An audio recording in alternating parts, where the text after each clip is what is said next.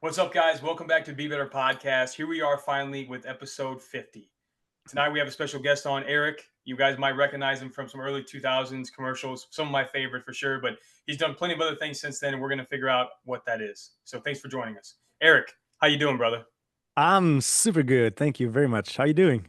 Good, Good, man. man. Good. We're I'm good. super pumped to have you on, man. Super pumped. Oh yeah. My pleasure.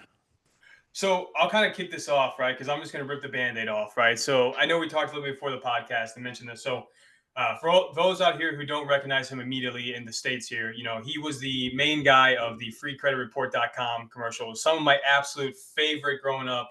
Saw him every 5 minutes, that feels like, and they were just so catchy. To this day, I still sing some of the jingles myself in the car, Mm. especially the pirate one. So, Yeah.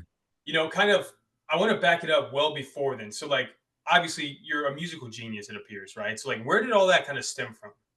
Oh, I gotta stop you right there. I didn't compose the jingle. Oh, I know, but you performed it. Yeah, but it's not my voice. It's not even my voice.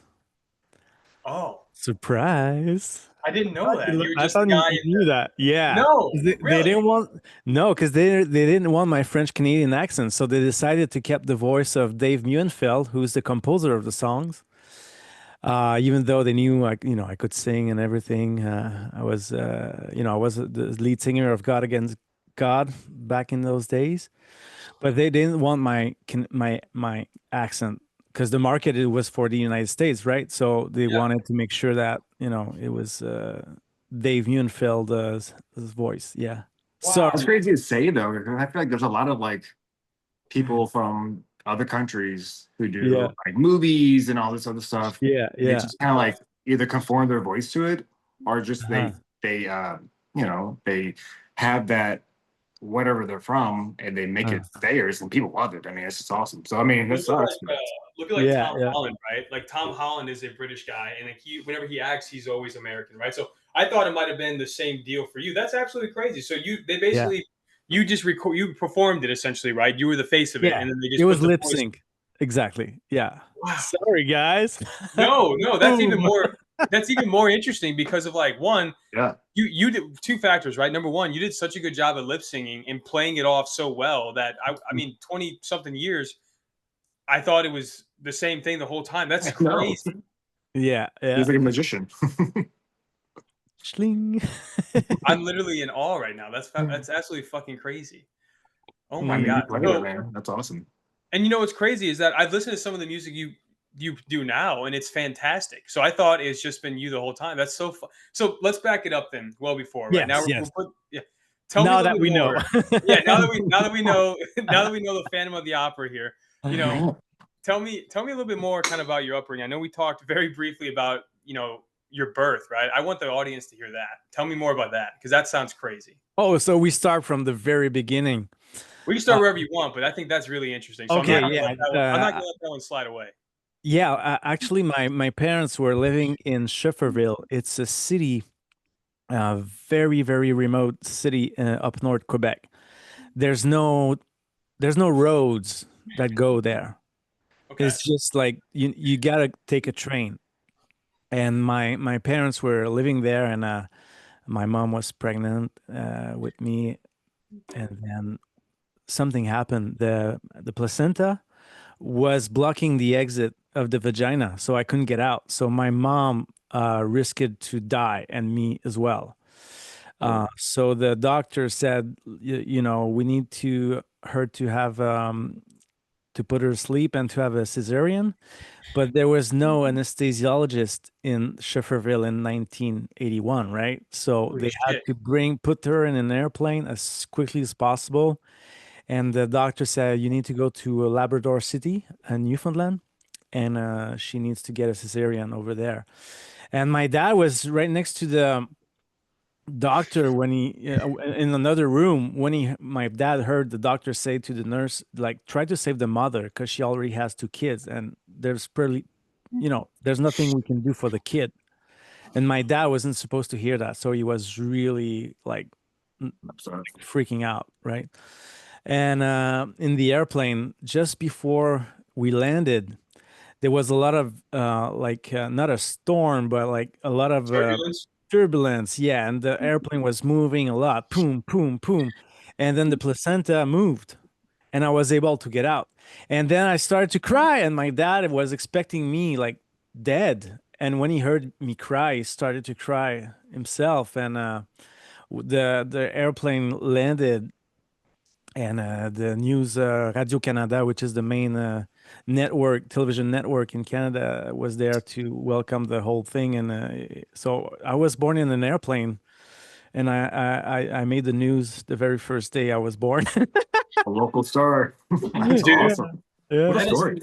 that is unbelievable. I mean, Matt and I are both fathers. My baby actually turns 1 in a couple weeks. Matt has a kid about to be Oh, here in a minute, congratulations! and Yeah. Matt's got Thank you, 2 thank you. daughters as well. But man, that's what an absolute crazy story of you're not even supposed to survive, and then just the Right. luck of the draw, turbulence, which most Yeah. people Shake, shake, shake. right? Boom. Most people Yeah. hate turbulence, and you get to thank your life for it. That's fucking crazy. When I take the airplane and I see someone like very nervous with turbulence, A baby just popped. I sometimes, like, not always, but sometimes I was like, it's gonna be all right, right? And Yeah, just yeah. because I We really need enjoy it. this to happen. Yeah, It's gonna help the exactly. mother out. Oh my god, dude! Listen, on my first flight back from Mexico, we flew through pretty much a storm, and Mm, the plane was like this. I mean, I just felt sick. It was not good. mm. But and that was the worst turbulence I've ever felt. But I can only imagine you sitting on a plane, people get nervous with turbulence, and you're over there like, I was born in this. You know, it's like that. It's like that This is Batman quote. Like you, I was like, you adapted to the shadows. I was born in it. The question: what about citizenship? Are you Oh yeah, citizenship my mom through tried Newfoundland or she my mom tried to get me the international citizenship, and I was supposed to, like, when you're born in an airplane, normally you have the right, I think, once a year to take an airplane from that company for free or stuff like that. So she tried that, but the company went bankrupt. So and it was a very small company, but anyway, she tried. But at the end of it, my citizenship on my certificate is from Newfoundland in okay? Canada. Yeah, yeah, Yeah. That's cool. That's yeah. fucking crazy, dude. So let's fast forward then. So that I cannot wait to tell that story to work tomorrow to my coworkers. That's so crazy. I Tell my could, wife, hey, we had your yeah, back. no kidding, right? Next time my wife and I have a kid and she's in labor and she's, obviously in pain, I'm going to remind her that we have a friend that was born by the luck of the draw of turbulence in an airplane. So, you know, Don't remind her in the middle of the process, though.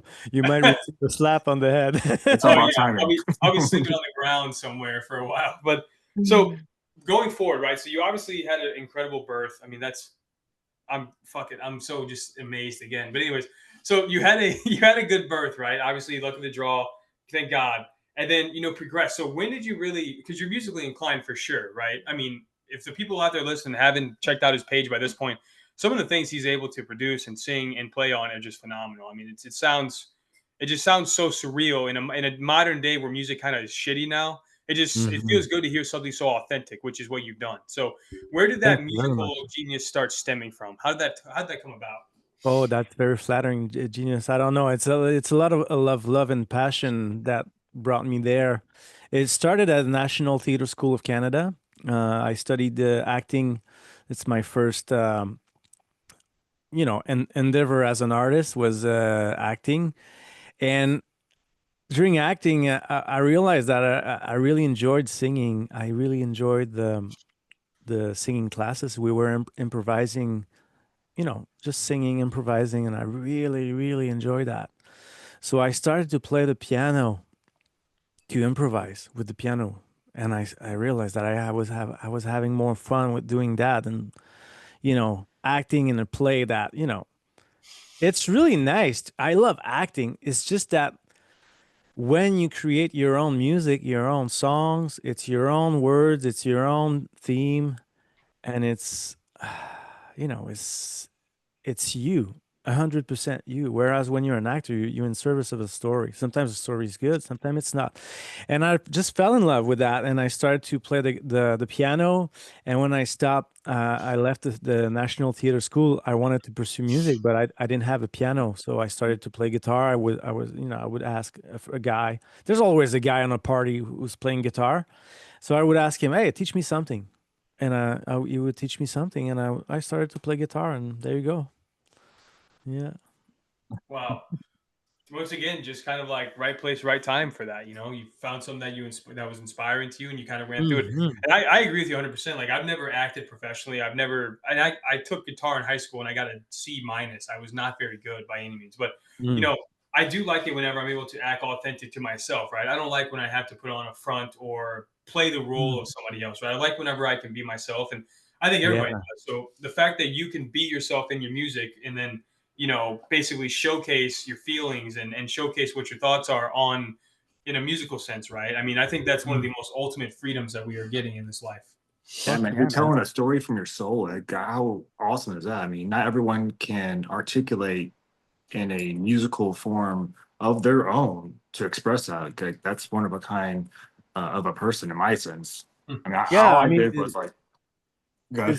it's just a lot of love. It's like for me, music is my kid. Like you love your kid, you would do anything for your kids, right? And it's the same thing. Your kids is somehow a part of your creation. The love you give to your kids, the care, the tenderness, the attention. It's the same thing, like art. And I think for me, life is just an act of creation every day, right? It's not music is one thing, but everything, even if you go to work, whatever is your job, like work is love making, being seen, and you just try to put love in a place that excites you and a place that makes you feel alive. See, I'm grateful for that because I work at um, a hospital, and some people might not enjoy certain things that they do in their life right now, but I just grateful that I'm able to put in the work and actually enjoy my work Mm. because it's not a lot of people I kind of talk to and I know around my circle, like they just can't stand their job. I'm like, man, Mm. it's awful because it's just miserable. Who wants a Totally, miserable man. work? Totally. That's You know, So I'm a firm sad. believer of this, right? I mean, for those who have typical jobs, like normal jobs for the most part, right? Hmm. Being a musician is a little different because you're not necessarily 9 to 5. Sometimes you're 24 hours, right? Sometimes you're 48 hours, depending if you're traveling, right? Hmm. So people that have a typical job, like Matt works in a hospital. I'm not going to say my profession, but I work 12-hour shifts doing public service, Mm. and I'll let Yeah. people figure out what that is. But I'm a firm believer that you spend more time at work most of the time than you do at home, right? So Yeah. imagine spending 70% of your life somewhere you hate, right? And I've never been that way. And what a miserable existence it is, And if you're feeling Hmm. that way, whoever's listening, leave, go to a different job, do something else. But it's not worth spending 70% of your life dreading going there and being unhappy. I'm very blessed that I'm able to do the job that I took on, the profession that I acquired. And some Hmm. days are really, really rough. Don't get me wrong, but I've never went into work thinking, oh, I don't want to be here, right? I've always went into work like, how can I make an impact today, right? Hmm. How can I do the right thing? How can I learn, right, as we go along? So I mean, having that Hmm. mentality in any capacity, music, nursing, a different field, I think it's paramount to somebody's mental health for sure. Amen. Yeah. Amen. Yeah, totally. So did Very. you always do music, acting, and stuff? Did you do stuff in between to kind of get Oh, you? yeah. I've done a lot of, yeah, I worked as a master fumigator on boats. It's for a Yeah. couple years, I needed the music was not paying enough money, right? And I did that. I did many jobs. I worked a lot in the youth house with teenagers. I taught music. I taught videography. uh s- yeah, I've done different kind of job. I was a janitor for a little while. It's just trying to find your way, right? And then right now it's happening. So that's so people admirable, man. people You kind of people are like, it's good. Like I've been putting so much effort into learning like the skills for to be a sound engineer, to be an editor, to be a videographer, and it's starting to pay off, right? So yeah. I like That's that, awesome. man. Because it's like a lot of people say trust the process, right? And they're not willing to put in all the work to get to where you need to be, right? So you just said you were a janitor, right? You were fumigating boats. I know that's not fun. I know that's not prestigious, right? But it's something you Hmm. had to do to progress you to get to you had to pay the bills until you got to the point where you can sustain, right? And a lot of the people out there aren't willing to put in that work, So it That's shows a lot of true. your Yeah. character that you're willing to Yeah. suffer and basically trust the process and stay the course until you got to where you need to be. That shows a lot of your character. And not only that, but trusting themselves. Like you said, Yeah. trust the process. A lot of people don't want to put their stack of chips in that section because they want that instantaneous gratification or the thought of being okay not taking that risk. And I think that lacks with a lot of people, or at least resonates. So I mean, if you're Mhm. out there, man, just take that chance on yourself, believe in yourself, because you are worth it, and you can do this. You can do it. Yeah, it's all about doing what excites you the most, right? And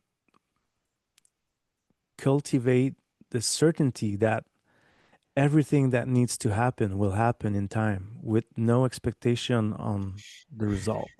And that's the hardest part, like having no expectation. It's fucking scary.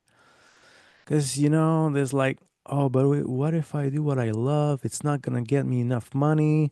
Because, well, maybe you have to work a little bit on the side, like for 30 hours, and then you do 10 hours of what you like. And after a year, maybe it's 15 hours of what you like and 25. And your belief system might be very, very strong. And you will say, like, no, I'm going to do what I love to do. And I'm going to make enough money to have any incomes. And it's going to happen quickly because your belief is strong enough to make it happen, right? It's all about like doing what you love and shaping your belief system in a way that makes you get there.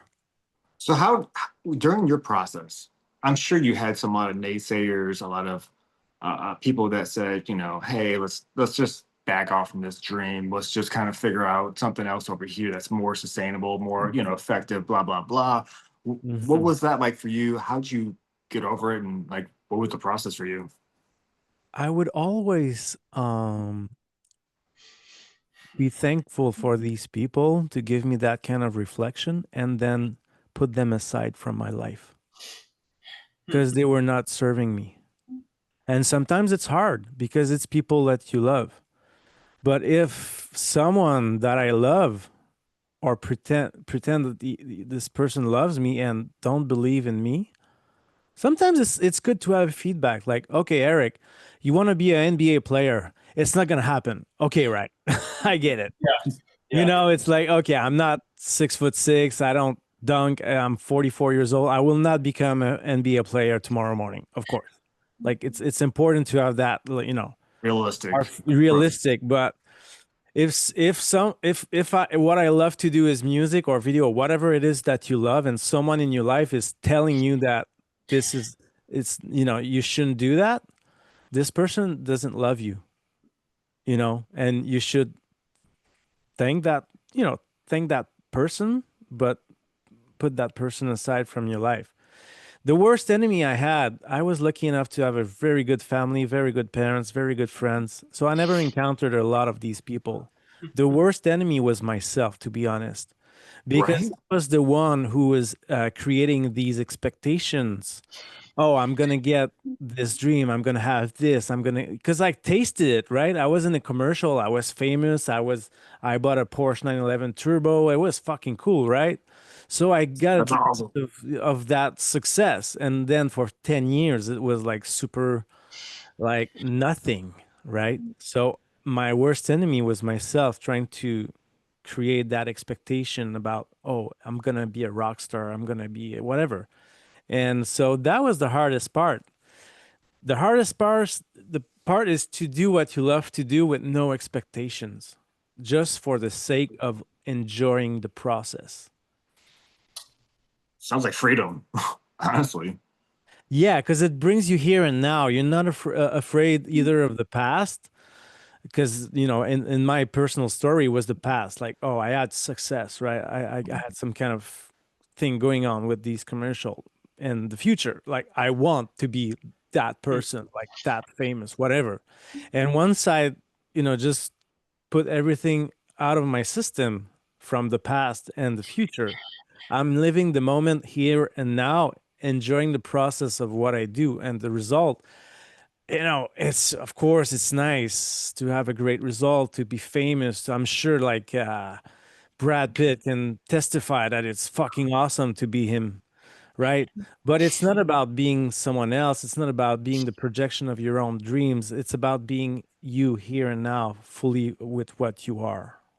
Amen. Yeah, I agree with that Yeah. 100%. I No. mean, you see all the time, right? You see celebrities that were, super, super famous 20, 30, 10 years ago, 5 years ago, even, right? That maybe aren't as relevant now, but, they're always much more of a better person when they've had that fall. And I don't want to call it a fall in a negative way, but, Yeah. when they're going up from the public eye up here and they come back down to reality with the rest of us, right? Mm. Hmm. One, they're always more, the humility they have is greater.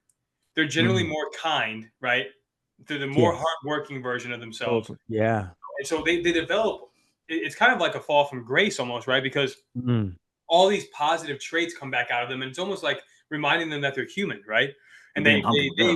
they, they will just as well have these struggles that the guy that works 9 to 5 in an office has sometimes, right? So, I mean, I actually think, and I don't know you too well. I'm hoping, obviously, we can get to know you more as as now we're friends and everything. But like, I would like to assume that you're probably a much better person because that happened to you, right? You're probably a little more kind to people. You're probably a little more understanding with yourself, right? Maybe have a little more patience with yourself, like you said about those expectations. Where, like, Hmm. we all want to be uber successful, right? We all want to be millionaires driving crazy cars and big houses and all that stuff, Hmm. right? But sometimes that's not always reasonable. You know what I mean? Hmm. It's Yeah. great to shoot for, but I think if I was in your position, I made it pretty big before. I Mm. make enough now where I have a roof over my head that's nice. My family's taken care of. We don't really have to want for anything. I'd be very happy with that lifestyle and what I've learned. You know what I mean? Yeah. One thing is is tricky. Because wanting could be a very great and powerful engine to your life, and it was for me for a long time. But it also comes with expectations, so it's a fine line to walk. And the more I stop wanting, actually, my next song is about this process, like stop wanting, and it's where I'm at in my life, because the less I want, the more I receive, actually. And It's funny how that works out. yeah, yeah. Hmm. So You're trusting the process and you're going to your roots and you're genuinely expressing yourself, which I think that's what people crave these days because a oh lot of yeah, things are not, yeah. you Hmm. know, like So many people are in anxiety constantly, or depression. anxiety, depression. Exactly. Yeah, And it's just, yeah. it's sad because people want to chase the not the rabbit, but chase the carrot that's just Hmm. unattainable, Hmm. whether it's um being the most richest person, more doing, getting those fast speeding cars. But I mean, they want to put, well, the whole thing is that, they're not being real with themselves. Hmm. And it's just sad because it's like, let's be honest with yourself. I mean, just be who you are, and life will take put you in a position where it's manageable to be successful. And it's not, I'm not saying that you can't pursue and not keep that motivation to do better. Just be yourself.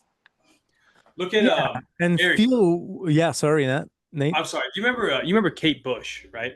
Kate Bush. Mm. She was that running up that hill song in Stranger Things. You know what I'm talking about? Oh yeah, Stranger So Things. I've seen the first I two like I like seasons. using her as an example of this, right? So, like, she was Yeah. pretty popular in Um, the '80s, um, had a bunch of like hits and all that good stuff, pretty well known. Then she started making music, and like nobody heard from her for, I mean, 30 years, right? And then Uh-huh. Stranger Things used her song in their promo, and that was pretty much the theme of the whole season. And then for like all of 2023, she was like one of the most listened to artists on Spotify and Apple Music, right? So like she made a marvelous comeback due to no effort of her own, but just by the chance of what happened, right? So I always like to say, you know, just because you were successful 10 years ago, 20 years ago, doesn't mean you're not going to be successful in 20 years from now, 10 years from now. I mean, these things, in my opinion, life in general is a roller coaster, right? Peaks and valleys always. And sometimes I can be in the lowest valley of the roller coaster, but I'm still just happy to be on the ride. You know what I mean?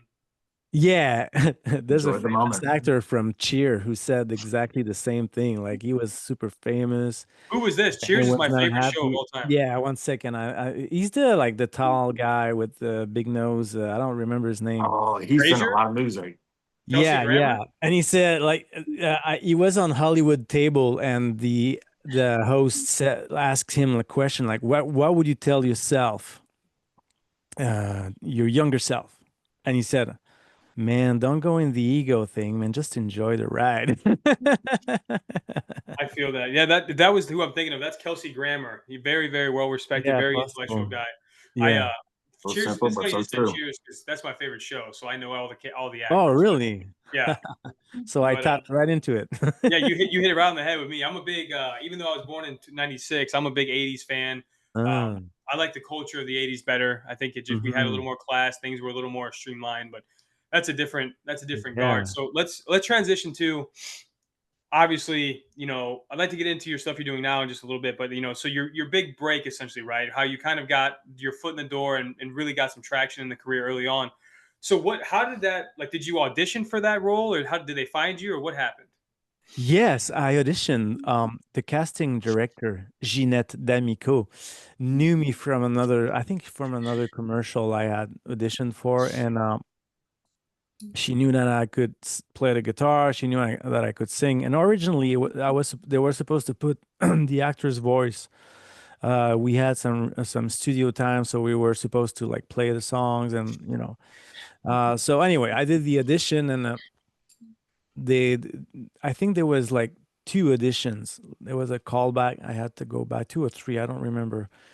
And yeah, there was me and another guy, and very different casting. The other guy was like was wearing glasses. I think he had like brown hair, short hair, but they went for the curly hair and I guess the friendly face, the round face, I guess, which was my face back in the days. So yeah, that's how I got the role, and it was super. It was a really nice experience. The first day was pretty rough though, because I didn't. I only received like two songs from the three commercials, the first three commercials we did, and I had to learn the third song. Like when I came, I didn't know, so I went there for the dressing time. Like tried to wear different costumes, and they were looking for something. And then right before I leave, like, did you learn the three songs? I was like, what? Three Hmm. songs? Well, there's three songs. Like, no, I only got two. And like, oh shit. So I had to go back, I had to learn the song during the evening. And, it's like, you get a professional set. It was my first professional set, like a crew of like, I don't know, 30 people, 40 people. You cannot like cancel because you Right. got to show up, right? So I had to learn the song, and I was practicing for like 5-6 hours straight. And when I went to bed, it was like 3 o'clock in the morning, and I wake up at 5 o'clock in the morning because I got to be there at 6 on the set. So I slept like 2 hours. So when you see the pirate commercials, yeah, I only had 2 hours of sleep in my body. Wow. You see, you would never. I love hearing like behind the scene things like this, dude. Because like when you watch the Power commercial, it just looks so well put together. And I know it's just a cheesy commercial, but it just looks so high budget. You know, it looks so Yeah. put together and so well versed. And then now you're Hmm. telling me, yeah, I had 2 hours of sleep. I learned the song fucking 4 hours before we shot. Yeah. Like, it's just so crazy. Impressive. Oh my Yeah. god. So Yeah. you're telling me my favorite fucking childhood jingle was pretty much rough together in a couple hours to perfection. Hmm. Those are the Yeah. stories that make everything just that much better. Like first Yeah, he loved it, 100%. now he like loves it. It makes it Yeah. more wholesome. Yeah. It's It's a like very yeah, sorry, go ahead. I'm sorry, it's just I'm gonna give you another compliment. It's like, like you ever hear stories about like Jack Nicholson and Leonardo DiCaprio, like how they pretty much improvise most of their scenes, and it's like the best scenes of all time. That's just Yeah, what this is like, just pure yeah. improvisation and the will to be right. And man, dude, you're so fucking impressive. That's crazy. Well, it's like when you tune in, when you're in the moment, and that's what I love about performing or acting. It's like when you're in the moment, just everything, just there's nothing else but the moment, and you just, you know, of course it was lip sync and everything. I didn't have to do a whole lot, but it's still like I kind of channel the character, I guess.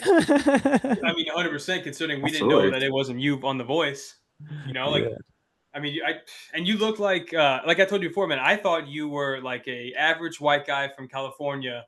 Like, Yeah. you look like the perfect person for that commercial, like the guy that would get scammed yeah, by identity theft, right? Like that's who that is, and a yeah, mid yeah. 20-year-old guy who's trying to figure it out. And I really related to the one where you were living in your mom's basement. That commercial, that was a Oh funny yeah, yeah. one.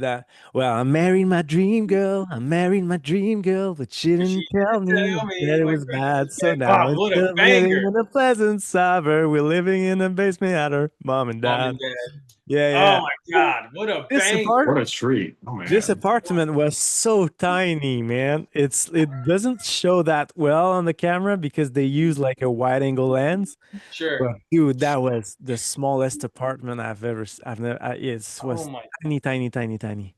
that's so fucking funny, dude. I just love hearing the meat and potatoes of the back Yeah. sets of these things, dude. It's so interesting to me. I don't know why it is, but it's just, and maybe it's nostalgic, right? Maybe it's just like it brings me back to a place that where the Hmm. world was more simpler and things were easier, and we Yeah. didn't have phones in our face, and we Hmm. didn't have nuclear missiles pointed at us every 15 fucking seconds. But life Yeah. was just easier back then, right? And like that nostalgia, that early mid 2000s, Hmm. I find a lot of serenity in that when I'm, stressed out. Hmm. I can just kind of transport my mind back there for a couple Yeah. minutes. It brings me a lot of peace. It brings you back to your root. Yeah. 100%. Yeah. Your root is always there though. It's always there, but I understand what you feel. Sometimes when I go to my high school, like I get the same feeling you're describing, just like, oh, this is who I am, all right? It's like, oh, it feels good. Like just the smell of the school is like making me feel good, you know? It's Yeah, so I agree 100%. You know, I've been very blessed. Like whenever I go to certain family members' house who have lived there forever, right? Like, it doesn't hmm necessarily. And the smell is funny. Your smell is your strongest sense, right? So the hmm smell thing is really beautiful of it because maybe their house doesn't even smell good, right? Like my grandpa's house is old and dusty, right?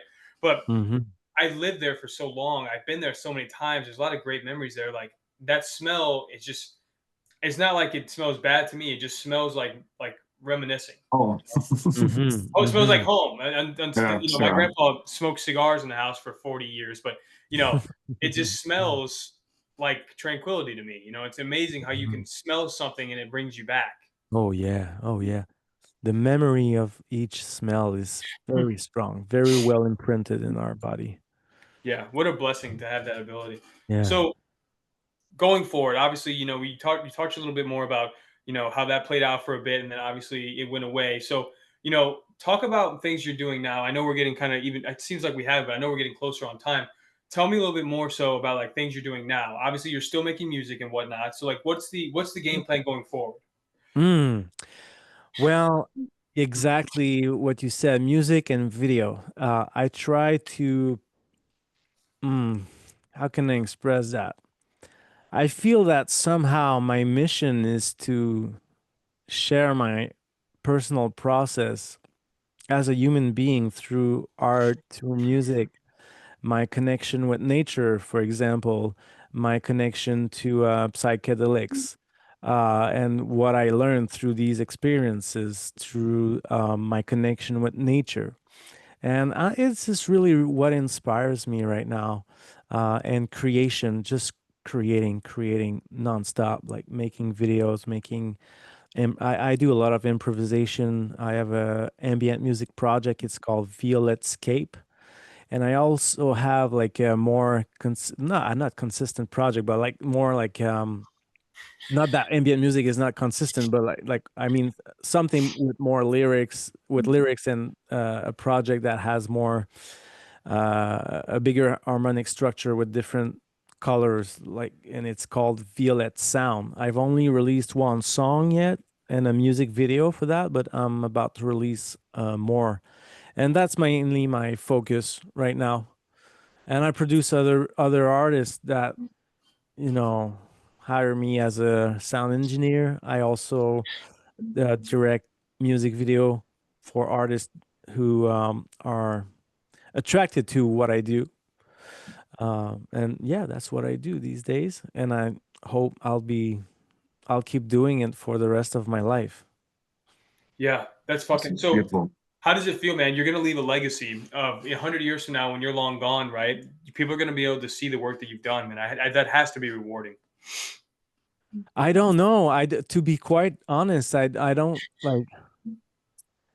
I try to not like attach myself too much about, because it's all about future. If I'm dead in 100 years, of course, it's a very paradoxical thing being an artist, because you kind of want to have an impact, right? You want to have recognition because it allows you to create more and everything, and it feels good to know that your work resonate with people. That being said, it's also tricky because you can become a slave of that. It's like the ego feeding of itself.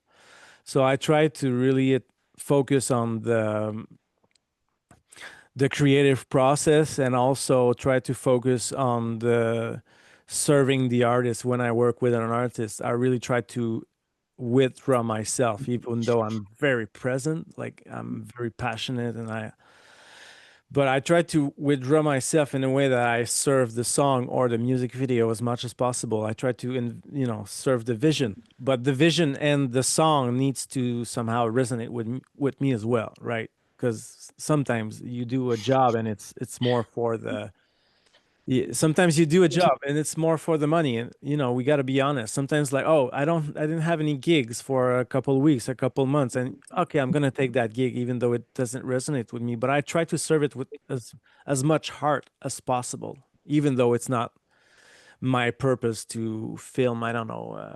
I don't have an example of what. I know sometimes I do video for a product that is not necessarily in my mission, but I still try to serve as much as possible with all my soul. Yeah, separate the individual from the art, right? Like try to be more on the art focused Yeah, side rather than the Eric side. I get that. And yeah, yeah. if you actually look, and I'll be honest, and I hope this isn't pissing anybody off that's listening, but Matt and I, when we first started this podcast Matt, it's gonna be 2 years this month, by the way. So when we Yeah, started that's the like nuts.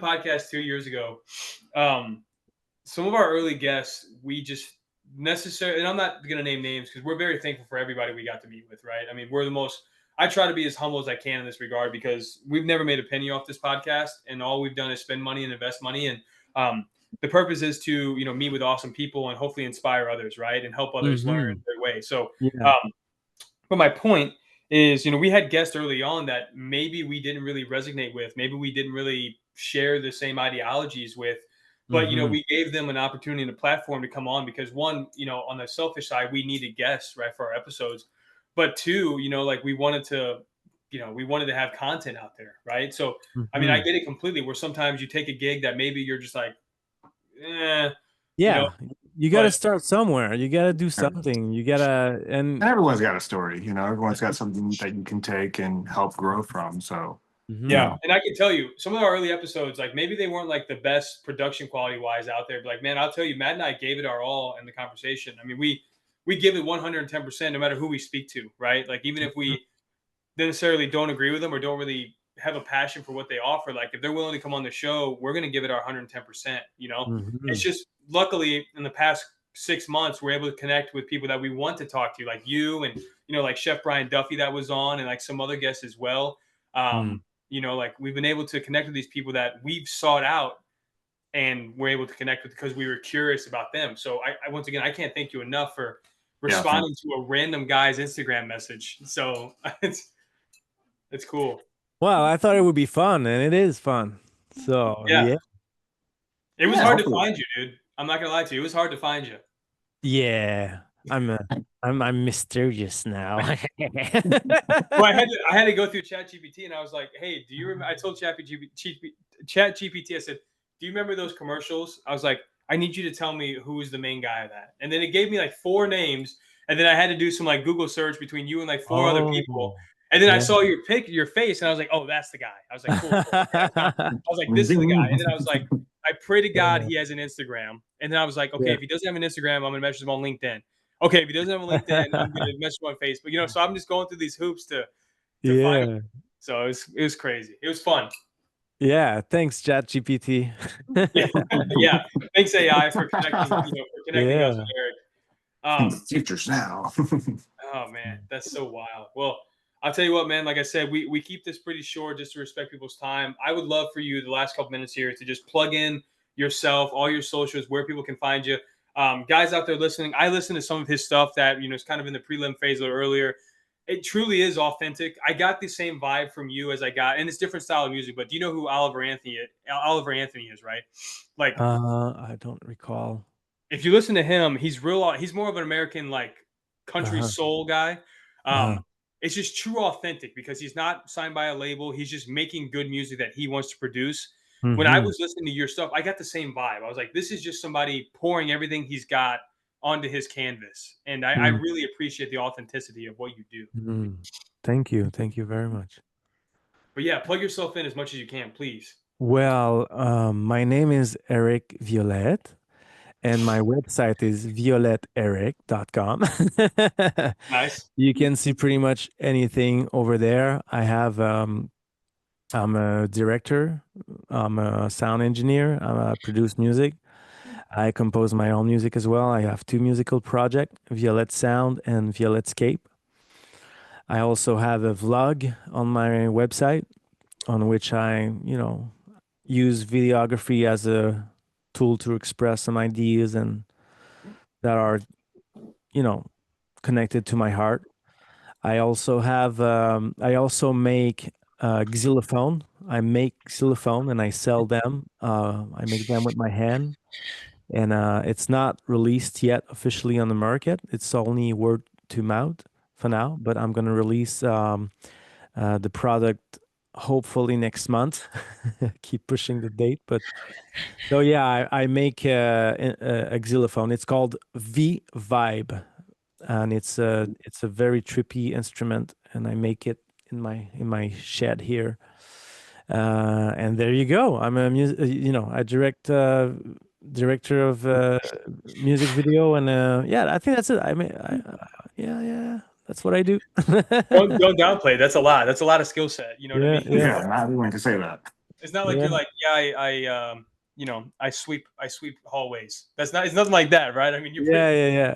you have a Well, beautiful I resume did of put a what lot you of love and passion in the learning of doing all those things. So yeah, it's do. Yeah, no doubt. Well, I'll tell you what, man. I'll wrap this up here, guys. If you made it this far in the episode, do us both a favor. It's free to follow. It's free to like. It's free to listen. Right? Go on his page, check it out. Leave a follow if you can, like whatever you need to do. But give the guy some support, man. He's doing great work. I'm a big fan of it. Obviously, you got our stamp of endorsement.